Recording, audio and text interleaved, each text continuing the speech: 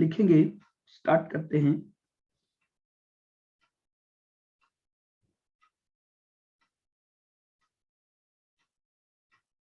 Note,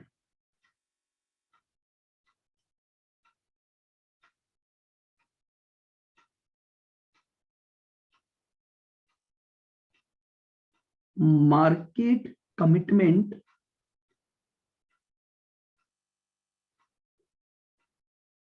situation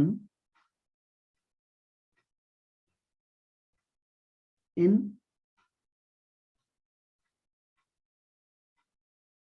की factor approach.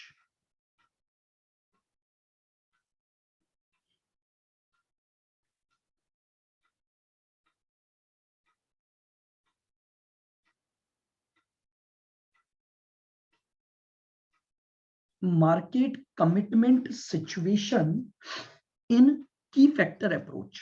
अब देखिएगा, मार्केट कमिटमेंट का मतलब क्या होता है, तो लिखो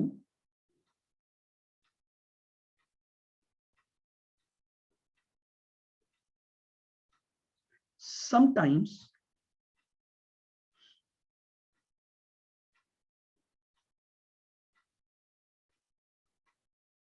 there is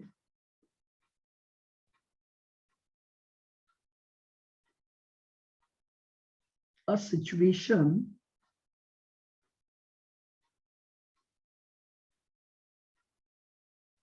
given in question.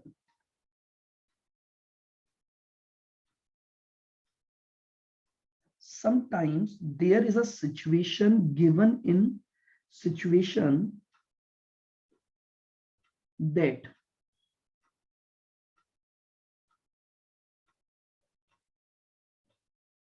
we must produce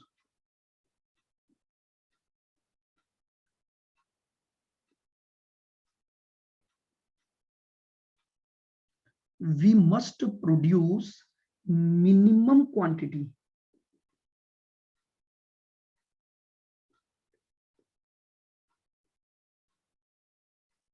of each product. Sometimes there is a situation given in question that we must produce minimum quantity of each product due to market commitment.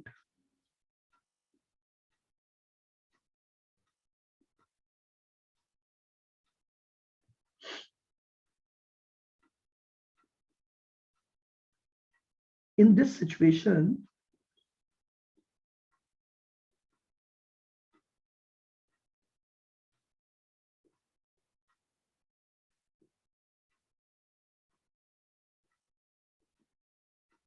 first we have to produce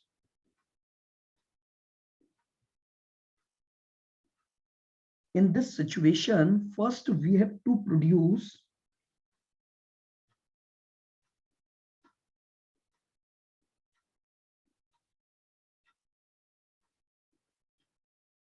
minimum quantity of each product. In this situation, we have to produce minimum quantity of each product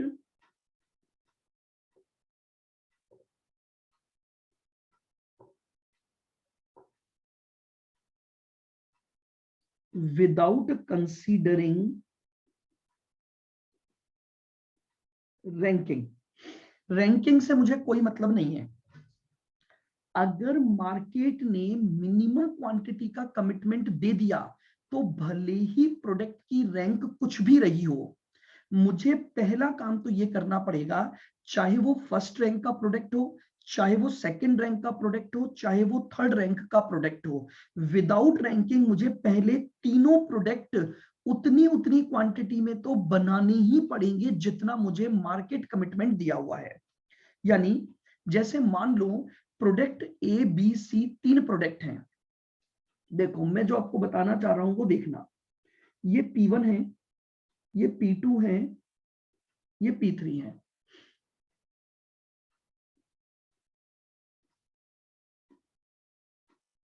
minimum quantity आपको दे दिया गया, इसकी आपको 500 unit बनानी है, इसकी आपको 200 unit बनानी है, इसकी आपको 300 यूनिट बनानी है। क्वेश्चन ने रेस्ट्रिक्शन डाल दिया मार्केट कमिटमेंट का कि भैया आपको इन तीनों की इतनी इतनी क्वांटिटी तो बनानी ही बनानी है। अब जब आपने इनकी रैंकिंग निकाली, जो आप अपनी स्टेप्स में फॉलो करते हैं, तो मान लीजिए इसकी रैंक फर्स्ट आई, इसकी रैंक सेकंड आई, इसकी रैंक थर्ड आई। ठीक है, तो मेरी बात ध्यान से सुनना। मार्केट कमिटमेंट की सिचुएशन में सबसे पहले आप 500, 200, 300 ये तो बनाओगे ही बनाओगे। मुझे कोई फर्क नहीं पड़ता कि किस प्रोडक्ट की क्या रैंक है, रैंकिंग इनके ऊपर अप्लाई नहीं होगी। तो पॉइंट क्लियर है बिल्कुल। In this situation, first we have to produce minimum quantity of each product without considering ranking. मैं कोई रैंकिंग की बातें नहीं करूंगा, जितनी मिनिमम बनानी है वो बनाऊंगा ही बनाऊंगा। फिर उसके बाद मैं अपना नॉर्मल यूजुअल करूंगा। लिखिए, after producing minimum quantity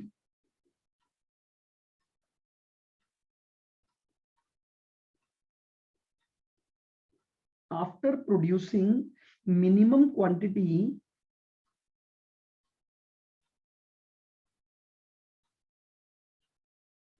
remaining resources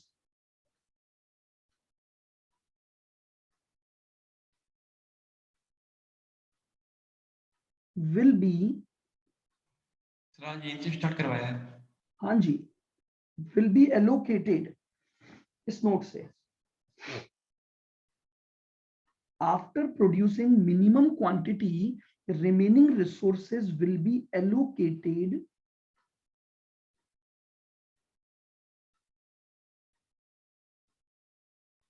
according to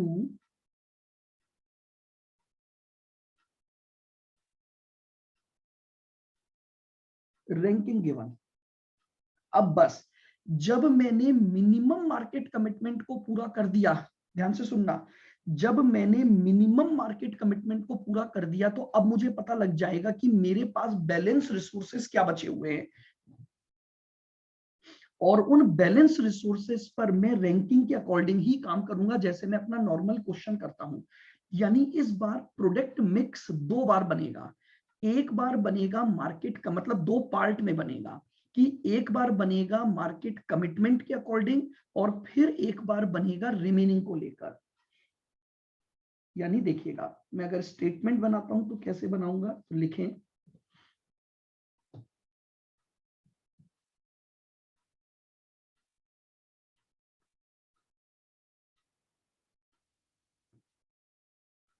how to prepare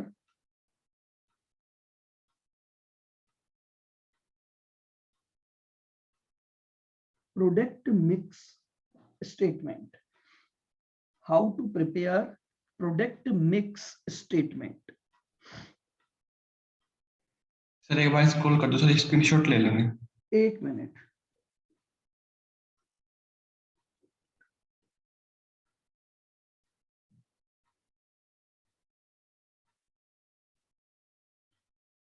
ये लो, यहां से इस नोट से लेना है बस। Done sir. How to prepare product mix statement. अब अगर हमारे पास मार्केट की कंडीशन है तो अब हम प्रोडक्ट मिक्स स्टेटमेंट कैसे बनाएंगे, देखिएगा। टोटल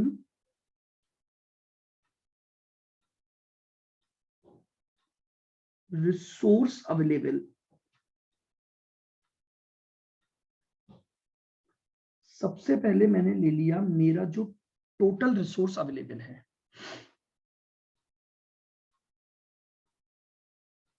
फिर इसमें से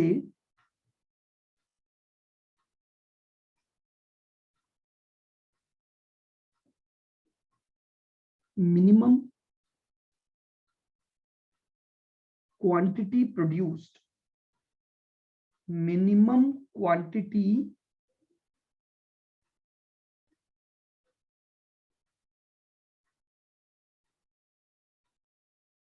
प्रोड्यूस्ड ए, तो बात वही कि कितना रिसोर्स यूज हो गया ए में, बी इतना रिसोर्स यूज हो गया, और सी इतना रिसोर्स यूज हो गया, यानी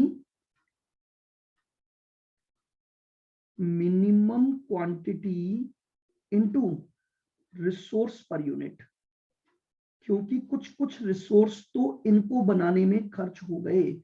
मैं कोई रैंकिंग नहीं देखूंगा, मैं बिना रैंकिंग देखे सबसे पहले टोटल रिसोर्स में से मिनिमम क्वांटिटी बनाने के रिसोर्सेज हटा दूंगा। सर ये ब्रैकेट में क्या लिखा है, minimum quantity into resource per unit, minimum quantity into resource per unit, कि इतने तो मुझे बनाने थे, जब मिनिमम क्वांटिटी ए की बनाऊंगा तो इतना रिसोर्स खत्म हो गया, फिर मिनिमम क्वांटिटी बी की बनाऊंगा तो इतना रिसोर्स खत्म हो गया, और मिनिमम क्वांटिटी सी की बनाऊंगा तो इतना रिसोर्स खत्म हो गया। यहां मैंने कोई रैंकिंग का ध्यान नहीं रखा। अब मेरे पास बचा बैलेंस रिसोर्स,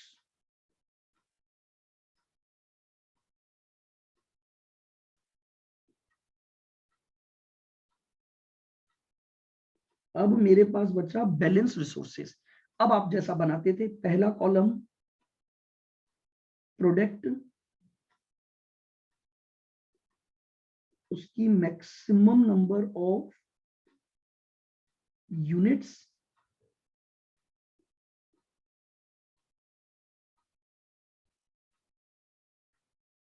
और रिसोर्स पर यूनिट।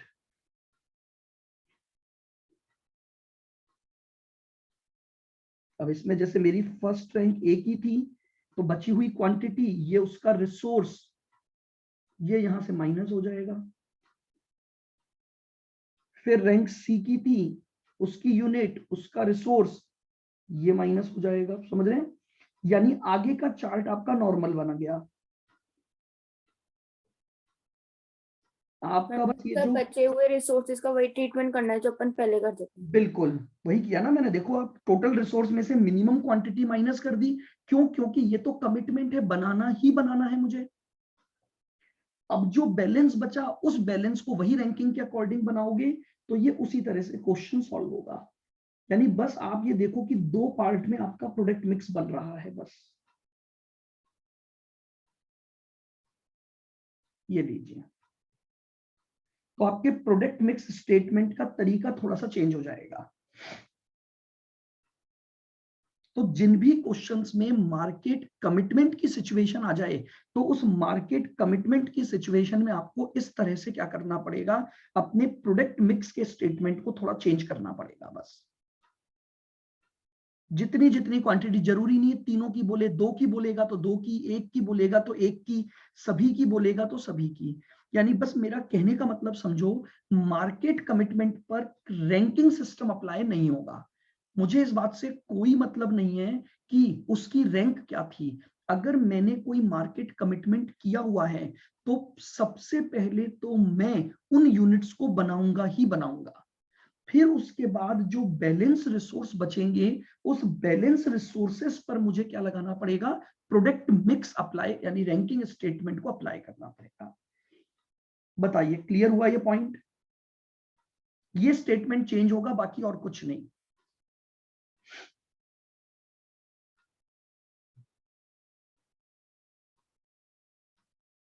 बताइए क्लियर है क्या पॉइंट? Yes sir. चलिए, इसका क्वेश्चन मैं आपको लेटर ऑन करवाऊंगा, एक मार्केट कमिटमेंट का, जो मैंने कहा था हमें पेपर नंबर 10 के स्टडी मटेरियल से करना है। ठीक है, आइए अब हम साथ में एक और टॉपिक पढ़ते हैं, ताकि हम फिर दोनों के पेपर 10 के क्वेश्चन भी कर पाएंगे। आइएगा, अब हमारा एक नया एडवांस्ड टॉपिक है। सर इस चैप्टर में भी तो होंगे ना इसके क्वेश्चन? नहीं, मैंने कल ही बता दिया था ना, पेपर 8 के क्वेश्चन करवा दिए मैंने आपको। की फैक्टर के जो थे, जिस पैटर्न के, वो कर चुके हैं। मार्केट कमिटमेंट के क्वेश्चन एडवांस्ड माने जाते हैं, जो पेपर नंबर 10 के ही स्टडी मटेरियल में है। लेकिन Okay. मैंने ये कहा था आ ये किसी भी पेपर में सकते हैं, इसलिए हम दोनों को कवर करेंगे।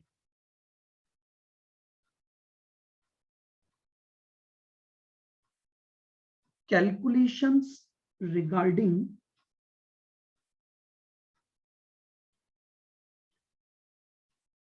मर्ज्ड प्लांट,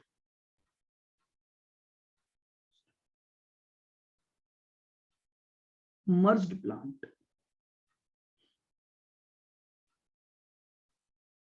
देखिए और बिल्कुल एक बेसिक सा सिंपल सा टॉपिक है, मर्ज्ड प्लांट कैलकुलेशंस। देखो इसके कॉन्सेप्ट को समझने के लिए हम एक बहुत सिंपल सा कॉन्सेप्ट बात करते हैं। देखिए मर्ज का मतलब जानते हो क्या होता है? सर किन्हीं चीज को मिलाना, क्या क्या करना?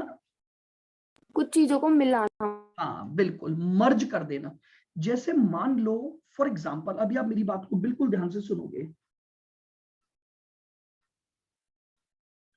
एट प्रेजेंट मैं जून 2022 के बैच में एफएम पढ़ा रहा हूं। एक बैच है दिसंबर 2022। सुनेंगे बहुत ध्यान से। अच्छा, ये जो मैं एफएम पढ़ा रहा हूं, यहां मेरा चैप्टर चल रहा है कैश फ्लो। मैं ये चाहता हूं यार दो अलग अलग बैच को पढ़ाऊंगा तो मुझे टाइम ज्यादा देना पड़ेगा, पढ़ाना सेम है। मैं ये चाहता हूं कि दोनों बैच को मर्ज कर दिया जाए। बताओ क्या आज की पोजीशन पर यह मर्ज हो सकता है क्या? बात को फिर सुनना, यहां टॉपिक चल रहा है कैश फ्लो, ये बैच अभी तक चालू नहीं हुआ। मैं सोच रहा हूं इस बैच को जून के बैच में मर्ज कर दूं, तो क्या करंट समय पर, इसी समय पर मैं इसे मर्ज कर सकता हूं क्या? नहीं सर, नहीं। नहीं कर सकता। क्यों नहीं कर सकता? क्यों? ये दोनों इक्वल नहीं है अभी बैच, ये दोनों बैच इक्वल नहीं है। इक्वल होने का मतलब समझ रहे हो? यहां एक चैप्टर ऑलरेडी रनिंग में है और मैं जब तक उस रनिंग काम को खत्म नहीं कर लूंगा तब तक मैं मर्ज नहीं कर सकता। बोलो एग्री? हाँ सर। अगर मान लो मैं करूंगा तो क्या आप लोगों को जो दिसंबर 22 के बच्चे हैं उनको समझ आ जाएगा टॉपिक? इसकी मैं ऑलरेडी 6 क्लास ले चुका हूं, 7वीं क्लास से मैंने बोल दिया मर्ज कर दो, तो क्या बताओ आपका उसमें बैठना कोई फायदेमंद है?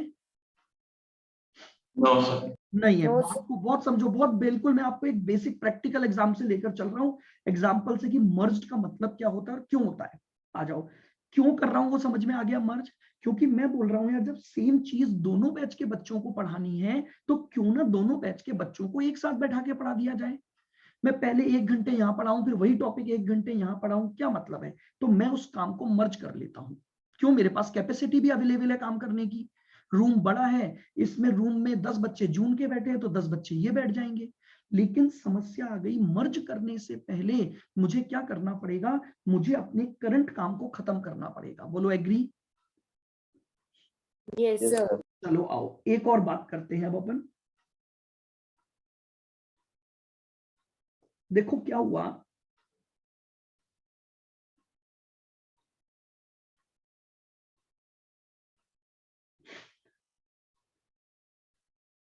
ये आपका जून प्लस दिसंबर 2022 का कॉस्टिंग का बैच चल रहा है।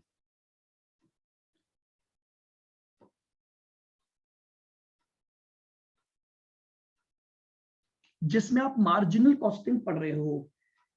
ये नया बच्चा इस बैच को ज्वाइन करना चाहता है, क्या करवा दूं? No sir. क्या आपको लगता है कि मुझे इस करंट टॉपिक को पूरा किए बिना इस बच्चे को मर्ज नहीं कर सकता? No sir. बात समझ आ रही है? अच्छा चलो, क्या मैं ऐसा कर सकता हूं, मैंने जून वाले बच्चों को बोला यार आपका ये जो कैश फ्लो है ना, अपन इसके कॉन्सेप्ट पढ़ चुके हैं, मैं एक काम करूंगा, इसके जो क्वेश्चंस हैं वो आपको सैटरडे संडे की क्लास में करा दूंगा और नए टॉपिक से आप आज ही मर्ज हो जाओ। क्या ऐसा कर सकता हूं? हाँ सर। यस ऐसा सर। कर सकता हूं ना भाई? Yes sir. अगर मैं इनका करंट टॉपिक रोक दूं तो आप लोगों के लिए पहला टॉपिक होगा, इनके लिए भी वो टॉपिक अब नया हो जाएगा, तो मर्ज कर सकते हैं। तो मेरी बात समझो, मर्ज करने की पहली रिक्वायरमेंट होती है जब तक दोनों चीजों का बेस इक्वल नहीं होगा हम उन्हें मर्ज नहीं कर सकते। अब ऐसा ही बिजनेस में होता है, ऐसा ही बिजनेस में होता है। क्या होता है सुनना, मान लो मैं एक बिजनेस कर रहा हूं और मेरे दो प्लांट अलग अलग लोकेशन पर ऑपरेट हो रहे हैं। Plant one, plant two, department one, department two, company one, company two, location one, location two. मैं ये चाह रहा हूं कि यार मैं इतने एफर्ट नहीं लगा पा रहा कि मैं दोनों प्लांट जो कि अलग अलग लोकेशन पर हैं या एक ही लोकेशन पर दो अलग अलग प्लांट हैं कि मैं इनको ध्यान दे पाऊं। तो मैंने ये डिसाइड किया कि यार क्यों ना इन प्लांट को मर्ज कर लिया जाए, ताकि क्या होगा कि मेरा जो एफर्ट है वो बच जाएंगे। कभी मुझे इधर भागना पड़ता है, कभी मुझे उस लोकेशन के प्लांट पर भागना पड़ता है, और दोनों अंडर एफिशिएंट हैं। 100% काम करवाऊं तो दोनों काम कर सकते हैं। तो यार क्यों ना मैं इन दोनों प्लांट को मर्ज कर दूं। तो बताओ, क्या बेस को इक्वल किए बिना मैं मर्ज कर सकता हूं? No sir. No sir. नहीं। तो ये लीजिए, मैंने आपको मर्ज्ड प्लांट की पहला रूल या पहली कंडीशन बता दी। जब भी किसी एंटिटी के दो डिफरेंट डिफरेंट प्लांट हैं, चाहे वो सेम लोकेशन पर हो चाहे वो डिफरेंट लोकेशन पर हो, and operate at different capacity level, operate at different capacity level, and management wants to merge them, and management wants to merge them, then first we have to we have to bring all the factors at same base। मुझे सभी factors को same base पर लाना पड़ेगा, क्योंकि जब तक मैं उनका बेस इक्वल नहीं कर दूंगा मैं दोनों प्लांट को मर्ज नहीं कर सकता।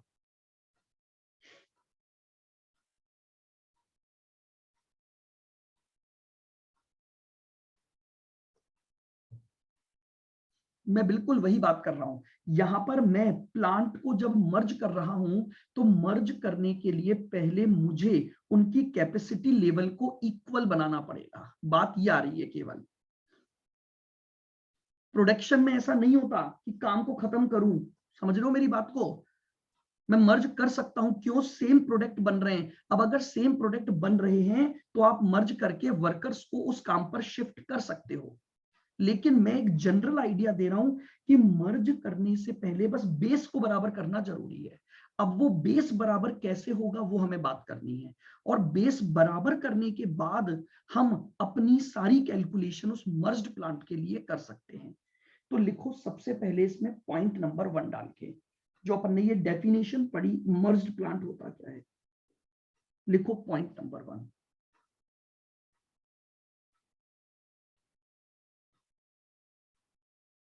whenever an entity operate whenever an entity operate two or more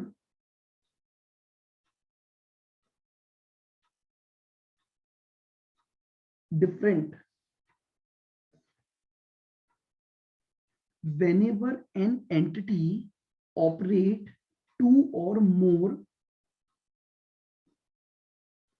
different plant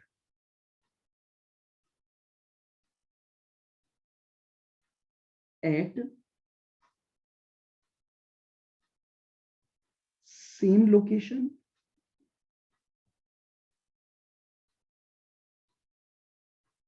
or different location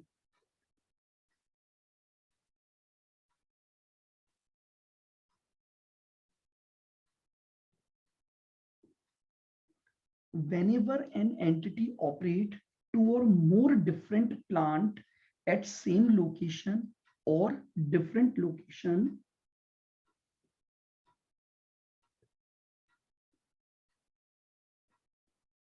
and operate same capacity level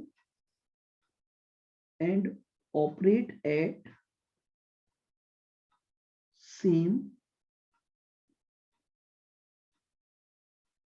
capacity level or at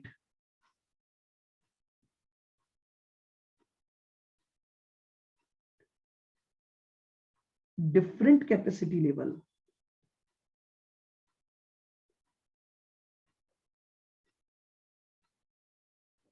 whenever an entity जो कि दो या दो से ज्यादा प्लांट एक ही लोकेशन पर या अलग अलग लोकेशन पर और एक ही कैपेसिटी लेवल पर या अलग अलग कैपेसिटी लेवल पर है, ऑपरेट कर रही है, and wants to merge them, wants to merge them, then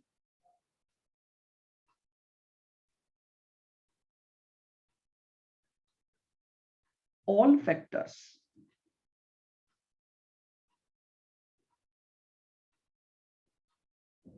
related to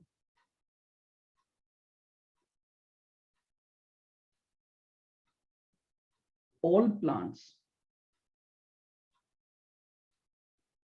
should bring at same level.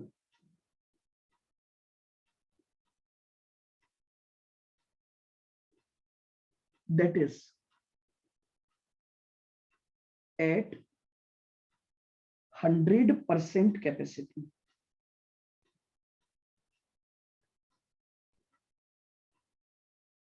At 100% capacity level.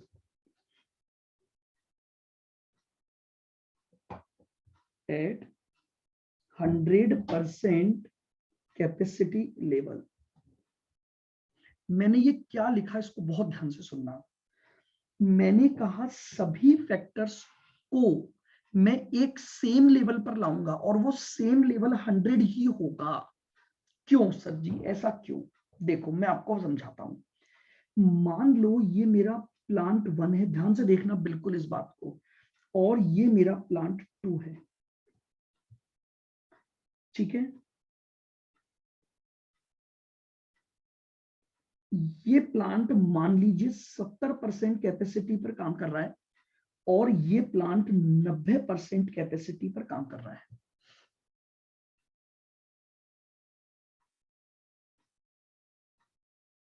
इस प्लांट की सेल दे रखी है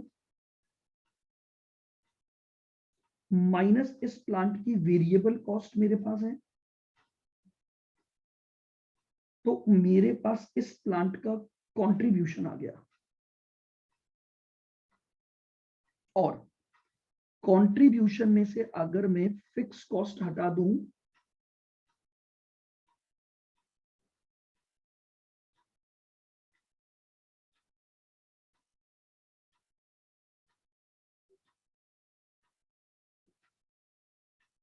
ये लीजिए, मेरी बात को ध्यान से सुनना. मैंने क्या लिया है, 2 डिफरेंट प्लांट लिए हैं और इन दोनों डिफरेंट प्लांट का कैपेसिटी लेवल 70 है इसका और इसका 90 है, और मुझे एक पूरा इनकम स्टेटमेंट उन्होंने बनाकर दिया है. अब मैं आपको ये बोल रहा हूं, मैनेजमेंट ने डिसाइड किया कि इन दोनों प्लांट को मर्ज करना है. मैनेजमेंट ने डिसाइड किया कि इन दोनों प्लांट को मर्ज करना है, तो मर्ज करने के लिए इक्वल लाना पड़ेगा. तो सर मेरे दिमाग में एक बात आई, इस 70 को बढ़ाकर 90 कर दूं तो दोनों इक्वल हो गए कि नहीं हो गए? Yes sir. आई ना मेरी बात. लेकिन मैंने फिर भी यहाँ एक पॉइंट लिखा है, मैंने यहाँ लिखा मर्ज करने का मतलब इक्वल लेवल पर लाना, और इक्वल लेवल का मतलब है 100% कैपेसिटी लेवल। सर ऐसा क्यों लिखा? मैं इस 70 के प्लान को अगर 90 तक कर दूं तो 90 और 90 तो इक्वल हो गए ना दोनों प्लांट, तो क्यों ना मैं ऐसा करूं और मर्ज कर दूं? द आंसर इज नो, मैं ऐसा नहीं कर सकता। क्यों नहीं कर सकता उसका रीजन सुनना। चलो सुनोगे, बिल्कुल कोई कुछ मत लिखना, केवल मेरी बातों को सुनना तो ही कॉन्सेप्ट समझ आएगा। मुझे ये बताओ, मैंने यहां जो सेल्स लिखी होगी क्या वो 70% कैपेसिटी की लिखी होगी? हाँ सर। मैं जब हाँ से सर। भाई मैं जब कैपेसिटी 70% यूज कर रहा हूं तो सेल्स भी 70%, वेरिएबल कॉस्ट भी 70%, हाँ सर, और फिक्स कॉस्ट। वो भी 70%। अच्छा, कभी ऐसा होता है कि फिक्स कॉस्ट चेंज हो जाए आउटपुट के कम या ज्यादा होने से? वो तो सेम रहेगी, सेम ही रहती है।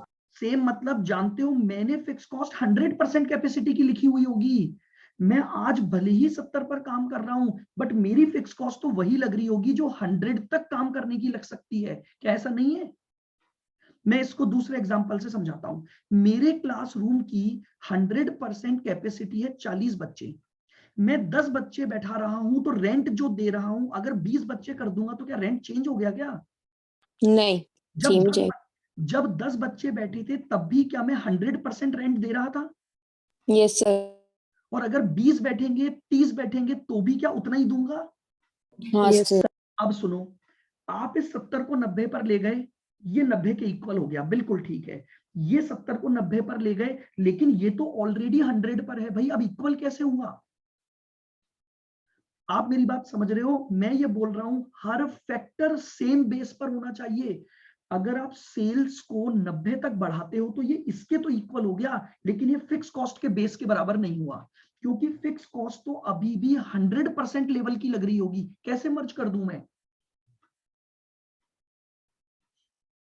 आपको मेरी बात समझ आ रही है मैं क्या बोलना चाह रहा हूं? मैं ये हाँ बोलना सर। चाह रहा हूं मर्ज करने से पहले हर चीज इक्वल आनी चाहिए, और वो इक्वल 100 ही होगा। इक्वल 100 ही क्यों होगा? क्योंकि इस पूरे इनकम स्टेटमेंट में एक ऐसा फैक्टर चल रहा है, मैं किसी भी कैपेसिटी लेवल पर काम कर लूं वो कॉस्ट तो 100% कैपेसिटी की ही लगती है। सर मतलब जैसे सारे फैक्टर जो है sales, variable cost, fix cost सब जैसे 90% होने चाहिए, है ना? हो ही नहीं सकती ना फिक्स कॉस्ट 90 हाँ, पर। फिक्स कॉस्ट नहीं हो सकती बस। तो फिक्स कॉस्ट नहीं हो सकती। अब मुझे सबको इक्वल करना है, तो जब तक मैं बाकी फैक्टर को 100 पर नहीं लाऊंगा तब तक वो फिक्स कॉस्ट के बराबर नहीं आ सकते, हाँ। क्योंकि फिक्स कॉस्ट को कम नहीं कर सकता मैं। समझ रहे हो आप मेरी बात को? मैं हाँ फिक्स कॉस्ट सर। को चेंज नहीं कर सकता, क्योंकि मैं 70 पर काम करूंगा तो भी फिक्स कॉस्ट 100 की लगेगी, मैं 80 पर काम करूंगा तो भी फिक्स कॉस्ट 100 की लगेगी, और 100 पर काम करूंगा तो भी फिक्स कॉस्ट 100 की लगेगी। लेकिन समझो, अगर मैं सेल्स और वेरिएबल कॉस्ट को 100 पर ले जाऊं तो क्या मेरा सारे के सारे फैक्टर अब 100 पर आ गए? सेल्स 100 पर आ गई, वेरिएबल कॉस्ट 100 पर आ गई, फिक्स कॉस्ट 100 पर आ गई। इस 90 को भी चेंज करो, इस 90 की सेल्स भी 100 पर आ गई, वेरिएबल कॉस्ट 100 पर आ गई, फिक्स कॉस्ट 100 पर आ गई। क्या सारे फैक्टर दोनों प्लांट के 100 पर आ चुके हैं? सारे फैक्टर। हाँ sir. Now we can merge it, क्योंकि अब जब इनका बेस हर एक फैक्टर का इक्वल हो गया तो ही मैं इसको मर्ज कर सकता हूं। यही रूल नंबर 1 है मर्ज्ड प्लांट का, और इसीलिए मैंने आपको लिख दिया आपको हमेशा 100% पर जाकर ही मर्ज करना पड़ेगा। कुछ भी लिखा हुआ आ जाए मर्ज होंगे ही 100 पर जाकर। और उसका रीजन है क्यों? क्योंकि 70% पर भी एक फैक्टर ऐसा चल रहा है, ये दो फैक्टर जो है ना ये तो 70 पे चल रहे हैं, लेकिन ये तो अभी भी 100 पे चल रहा है। ये दो फैक्टर तो 90 पर चल रहे हैं, लेकिन ये फैक्टर अभी भी 100 पर चल रहा है। तो जब मैं इन तीनों फैक्टर को भी इक्वल लाऊंगा तो इसे भी 100 पर, इसे भी 100 पर, इसे भी 100 पर लाना पड़ेगा। जब मैं इसके तीनों फैक्टर को इक्वल करूंगा तो मुझे इसे भी 100 पर, फिर इसे भी 100 पर, और ये 100 पर है ही। जब sales, variable cost, fix cost, all factors जब 100 पर आ जाएंगे तो ही मैं अपने दोनों प्लांट को क्या कर पाऊंगा? मर्ज कर पाऊंगा। इसलिए मैंने यहाँ पर एक पॉइंट लिखवा दिया आपको डायरेक्टली कि सेम लेवल पर लाने का मतलब है 100% पर ले आओ। आपको तो सिंपली बस एक ही रूल करना है, सेल्स 70% पर इतनी है तो 100 पर क्या होगी, वेरिएबल कॉस्ट इतनी है तो 100 पर क्या होगी, और फिक्स्ड तो आपको ऑलरेडी 100 पर दी हुई है। तो इससे आप अपने हर प्लांट की 100% कैपेसिटी की वैल्यू को कैलकुलेट कर लोगे। इसको हाईलाइट कर लो, इसको अंडरलाइन कर लो। मेरा सेम बेस पर लाने का मतलब है उसको 100% कैपेसिटी लेवल पर लाना। सेम और किसी भी लेवल पर नहीं कर सकता मैं, और उसका रीजन है फिक्स कॉस्ट का होना। फिक्स कॉस्ट के होने की वजह से मेरा कोई भी प्लांट किसी भी लेवल पर चल रहा हो, मर्ज करने से पहले मुझे उसको क्या करना पड़ेगा, 100% पर लाना पड़ेगा। तो देखो, मैं अब अपने क्वेश्चन को जब सॉल्व करूंगा तो क्या करूंगा मैं, आइए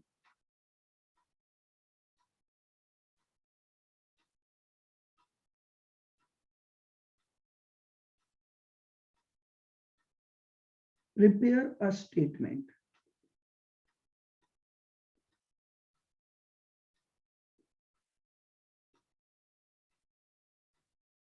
of profit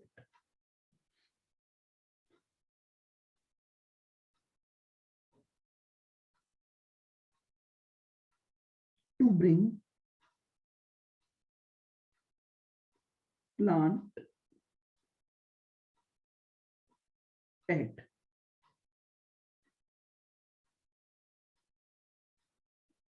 100% capacity. Plant 1, plant 2,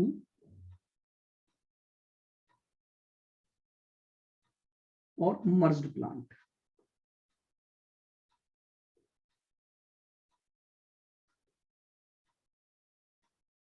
merged, इसकी कैपेसिटी को 100 पर रखूंगा, इसकी कैपेसिटी को 100 पर रखूंगा, और 100 पर करके मर्ज। सबसे पहले मुझे ये एक स्टेटमेंट पूरा बनाना पड़ेगा प्लांट को मर्ज करने का। मैं यहां लिखूंगा सबसे पहले सेल्स। इसकी जो सेल्स दे रखी थी वो 70% की दे रखी थी, तो उसको 100 पर ले जाऊंगा, यानी जो सेल्स गिवन है डिवाइडेड बाय 70 मल्टीप्लाई बाय 100, तो ये मेरी 100% की सेल आ गई, ये 100% की सेल आ गई। इन दोनों को जोड़ूंगा तो मेरे पास मर्ज्ड प्लांट की सेल आ गई। ये प्लांट 100% पर आ गया, ये प्लांट 100% पर आ गया, दोनों को जोड़ूंगा मर्ज्ड प्लांट आ गया,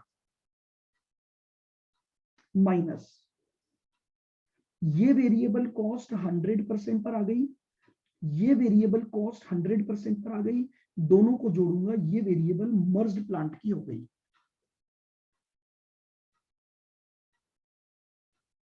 लीजिए, इससे मेरे पास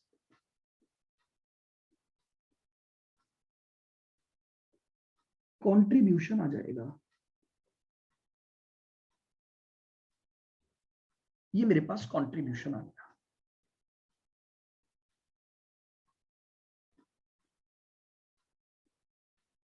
फिक्स कॉस्ट लेस करूंगा, फिक्स कॉस्ट तो ऑलरेडी 100% पर चल रही है, ये लीजिए, ये मेरे पास प्रॉफिट आ गया।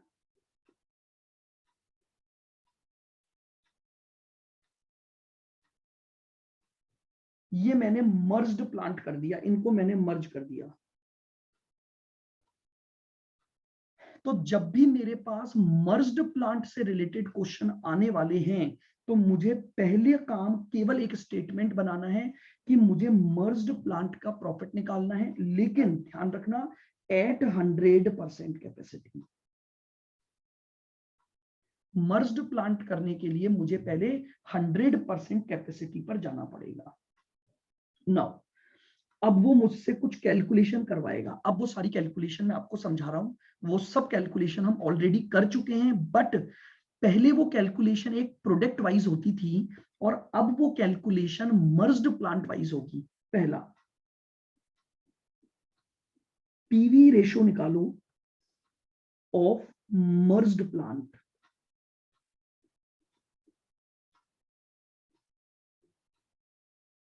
पीवी रेशो निकालो मर्ज्ड प्लांट का, तो कोई बात नहीं,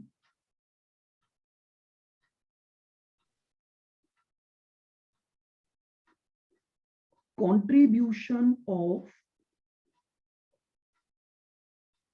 मर्ज्ड प्लांट ऊपर निकाल चुके हो आप। मर्ज्ड प्लांट का contribution Yes, sir. Sales of merged plant. Divided by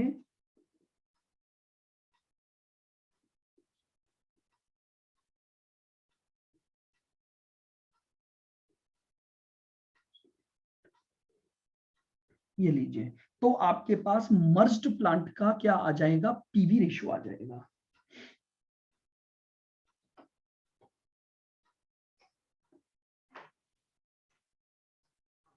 break even point sales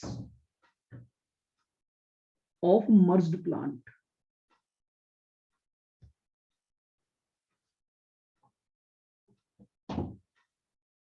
BEP sales of merged plant. आपको मर्ज्ड प्लांट की क्या निकालनी है, बीईपी निकालना है।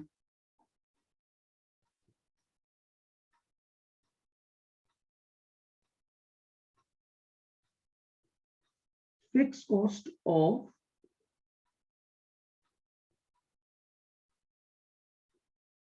merged plant divided by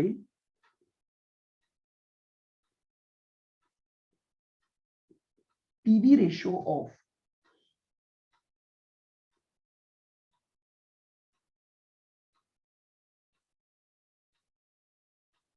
merged plant। ये लीजिए, बीपी का फॉर्मूला होता है fix cost upon PV ratio, तो मैं सिंपली मर्ज्ड प्लांट की फिक्स कॉस्ट और मर्ज्ड प्लांट का पीवी रेशियो मैंने ऑलरेडी निकाल रखा है, तो मैं मर्ज्ड प्लांट का बीईपी निकाल सकता हूं।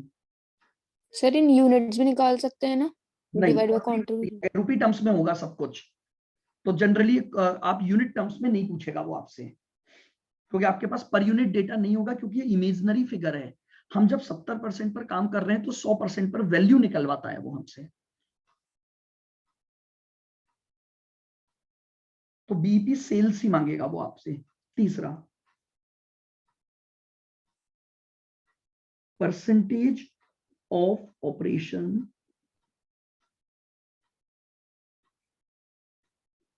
एट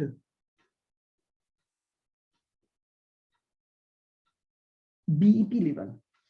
अब वो आपसे एक नया क्वेश्चन मांगेगा कि ये बताओ कि बीईपी तक जाने के लिए मुझे अपने मर्ज्ड प्लांट की कितनी कैपेसिटी को यूज करना पड़ रहा है। कैपेसिटी यूटिलाइजेशन एट बीईपी भी बोल सकते हैं इसे।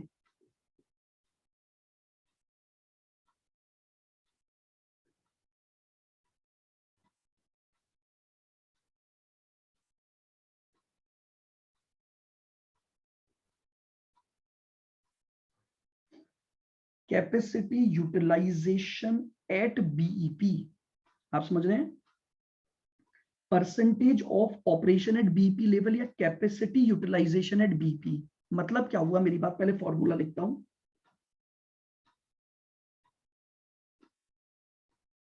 BEP sales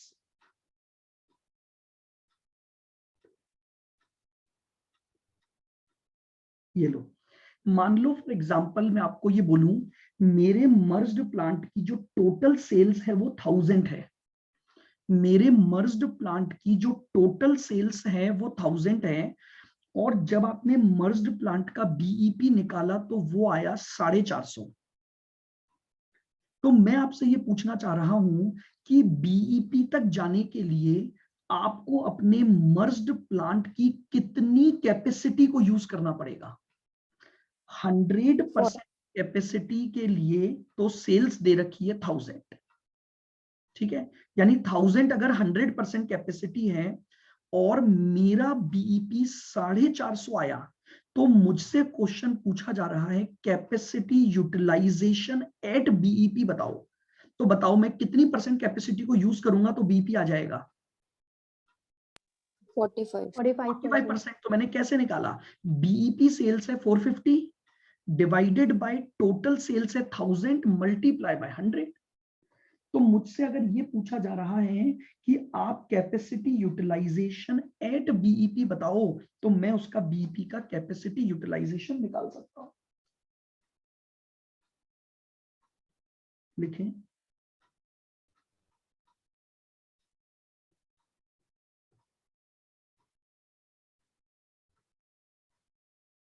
desired sales to earn target profit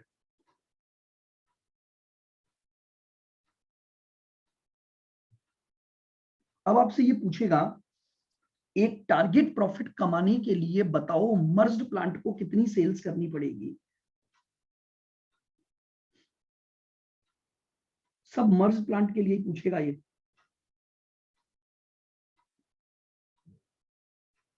of merged plant, तो हम डिजायर्ड सेल्स का फॉर्मूला लगा देंगे।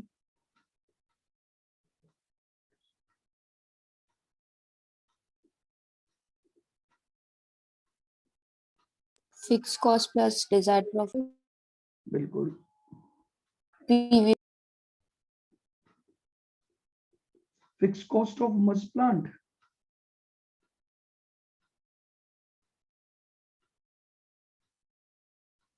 प्लस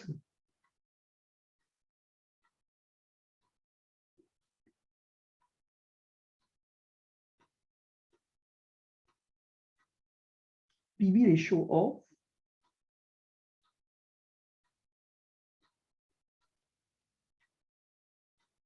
मर्ज प्लांट। ये लीजिए, desired sales to earn a target profit, तो हम सिंपली डिजायर्ड सेल्स का फॉर्मूला लगा देंगे कि fix cost of merged plant plus desired profit divided by PV ratio of merged plant.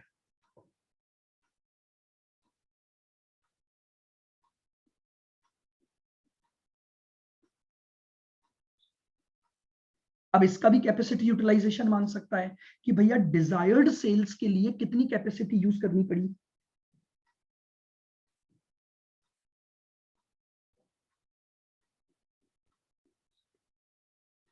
Capacity utilisation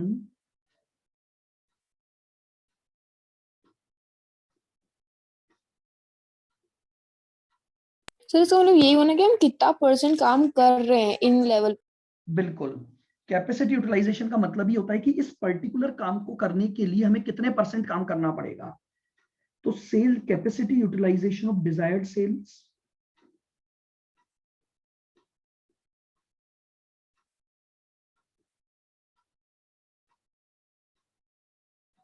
sales divided by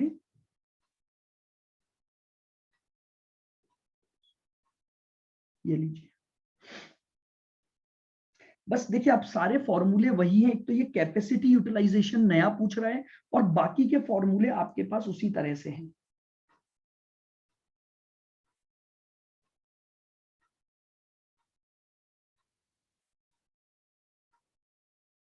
profit eight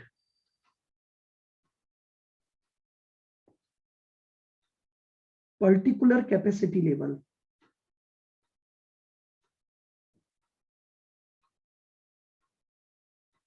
अब आपसे ये पूछ लेगा अगर मर्ज प्लांट को हम 80% पर चलाएं तो प्रॉफिट क्या होगा, अगर हम मर्ज प्लांट को 70% पर चलाएं तो प्रॉफिट क्या होगा। तो प्रॉफिट का स्टेटमेंट बना दूंगा। सबसे पहले जिस कैपेसिटी लेवल पर उसने बोला है उसकी सेल्स ले लो, उस लेवल पर वेरिएबल कॉस्ट माइनस कर दो,